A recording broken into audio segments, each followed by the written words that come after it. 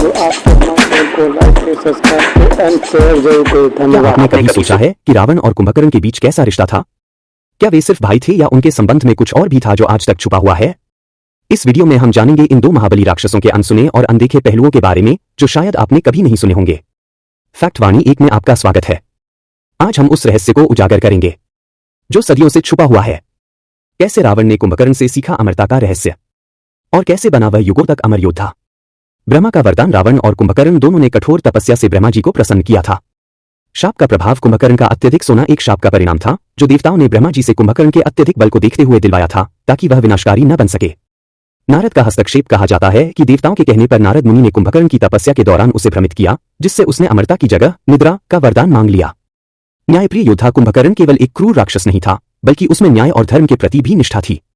रावण को चेतावनी कुंभकर्ण ने कई बार रावण को सीता को वापस लौटाने और राम से युद्ध न करने की सलाह दी थी। बलिदान का प्रतीक वह जानता था कि राम से युद्ध का मतलब उसका अंत है, फिर भी वह अपने भाई के साथ खड़ा रहा। परम शक्ति का रहस्य कुंभकर्ण के शरीर में इतनी ताकत थी कि देवता भी उससे डरते थे। मूलाधार चक्र का जागरण कुछ कथाओं में कहा जाता है कि कुंभकर्ण ने अपने तप से अपने मूलाधार चक्र को पूरी तरह जागृत कर लिया था, जिससे उसे अद्भुत शक्ति मिलती थी। मोक्ष और मुक्ति। मोक्ष का आशीर्वाद राम से युद्ध के दौरान कुंभकर्ण ने अपनी मृत्यु को मुक्ति का मार्ग माना, क्योंकि उसने धर्म की रक्षा के लिए बलिदान दिया। रावण का अंत और कुंभकर्ण का मोक्ष। रावण के पतन के बाद कुंभकर्ण का आत्मा पवित्र हो गई और उसे मोक्ष की प्राप्ति हुई। रावण की मृत्यु और लंका के पतन के बाद शूर्पणखा ने अपना सब कुछ खो दिया। अपने शक्तिशाली भाई की हार ने उसे गहरे सदमे में डाल दिया, क्योंकि रावण ही उसकी शक्ति और सुरक्षा का सबसे बड़ा स्रोत था। भटकती आत्मा। कुछ प्राचीन ग्रंथों में कहा गया है कि शूर्पणखा ने लंका छोड़ दी और वन में एक भटकती आत्मा की तरह जीवन व्यतीत करने लगी। वह बार बार अपने कटे हुए नाक और अपने अपमान को याद करके प्रतिशोध की आग में जलती रही। एक अन्य कथा के अनुसार शूर्पणखा ने अंततः शांति की खोज में किसी ऋषि के आश्रम में शरण ली और साध्वी का जीवन अपना लिया। उसने तपस्या करके अपने पूर्व पापों का प्रायश्चित करने की कोशिश की।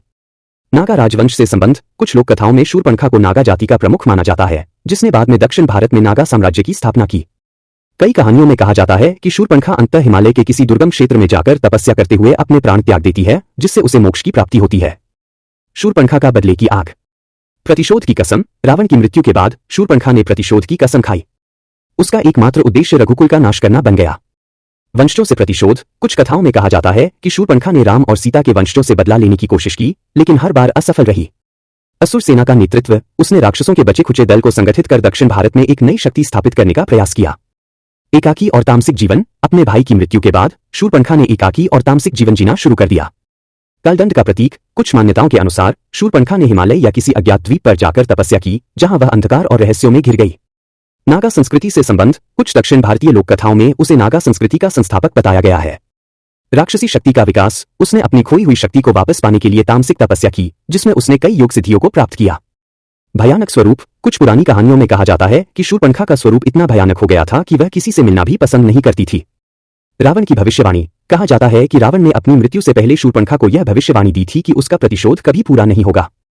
शाप और मोक्ष। अंततः शूर्पणखा ने अपने जीवन के अंत में राम और सीता को समझने का प्रयास किया और अपने पापों का प्रायश्चित किया, जिससे उसे मोक्ष की प्राप्ति हुई। रावण का पुत्र अतिकाय, जो अत्यंत बलशाली और भीमकाय था, कुछ कथाओं में शूर्पणखा का समर्थन करने वाला बताया गया है। उसने राम रावण युद्ध में भाग लिया और लक्ष्मण के हाथों मारा गया। रक्तबीज।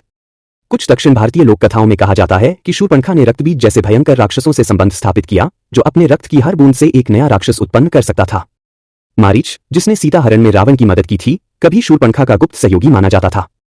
हालांकि वह खुद राम के बाण से मारा गया था। राक्षस कबीले का पुनर्गठन। रावण की मृत्यु के बाद शूर्पणखा ने बचे खुचे राक्षस कबीले को संगठित करने का प्रयास किया, जिसमें कई छोटे और शक्तिशाली राक्षसों ने उसका साथ दिया। अपमान और क्रोध। जब लक्ष्मण ने शूर्पणखा की नाक काटी तो वह अपमान और प्रतिशोध की आग में जल उठी। यह घटना उसकी आत्मसम्मान और स्त्रीत्व पर एक गहरी चोट थी। रावण को भड़काना। शूर्पणखा ने लंका लौटकर अपने भाई रावण को भड़काया। उसने रावण से कहा कि उसकी बहन का अपमान स्वयं राक्षस जाति का अपमान है। उसने सीता की सुंदरता और राम की बहादुरी का बखान कर रावण को युद्ध के लिए उकसाया। यही वह चिंगारी थी जिसने राम रावण युद्ध की आग भड़काई। रावण की मृत्यु के बाद शूर्पणखा का प्रतिशोध। विनाश का निश्चय। रावण की मृत्यु के बाद शूर्पणखा का प्रतिशोध और भी विकराल हो गया। उसने लंका छोड़ दी और दक्षिण भारत के जंगलों में एक शक्तिशाली राक्षसी के रूप में अपनी पहचान ने राक्षस कबीले का निर्माण। उसने अपने बचे खुचे राक्षसों को संगठित किया और एक नया कबीला खड़ा किया। कई छोटे राक्षस राजाओं ने उसका साथ दिया, जो राम और उनके वंशजों से बदला लेना चाहते थे। कुछ कम प्रचलित कथाओं में कहा जाता है कि शूर्पणखा ने राम के वंशजों पर हमला करने की योजना बनाई। उसने कई बार अयोध्या पर आक्रमण करने का प्रयास किया, लेकिन हर बार असफल रही।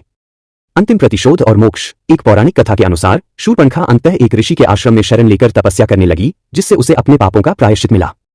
उसने मृत्यु से पहले राम का सच्चा स्वरूप समझा और मोक्ष प्राप्त किया। अगर आपको हमारे रहस्यमय तथ्यों और पौराणिक कहानियों का आनंद आया हो तो इससे जुड़ी और भी दिलचस्प वीडियोस के लिए फैक्ट वाणी एक चैनल को सब्सक्राइब जरूर करें, क्योंकि हर वीडियो में आपको मिलेगी नई मिस्ट्री, नए रहस्य और पुरानी कथाओं का नया पहलू।